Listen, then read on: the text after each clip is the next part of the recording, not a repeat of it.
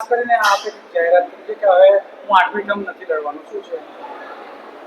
જો ભારતીય જનતા પાર્ટીએ મને ઘણું બધું આપ્યું છે. 95માં પણ રાજપીપળામાં વિધાનસભા ધારાસભ્ય બન્યો, જશુભાઈની સરકારમાં મંત્રી બનાવ્યો અને સતત 1998 થી ભરૂચ લોકસભામાં મને જીતાડ્યો. ઓપન સીટ છતાં પણ ભારતીય જનતા પાર્ટી મને જીતાડે છે.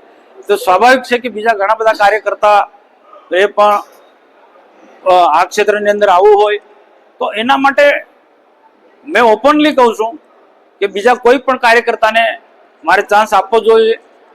અને પાર્ટી એ એંગલથી પણ વિચારે એટલે મેં અગાઉથી જ મેં કીધું છે કે ભારતીય જનતા પાર્ટી એક શિસ્તબદ્ધ પાર્ટી છે, કાર્યકર્તાઓની પાર્ટી છે, યુવાનોને આગળ ધરીને ચાલનારી પાર્ટી છે અને હું નહીં તોની ભાવનાવાળી પાર્ટી છે. તો એને ધ્યાનમાં રાખીને હું આજે પણ કહું છું કે પાર્ટીએ મને ઘણું આપ્યું છે.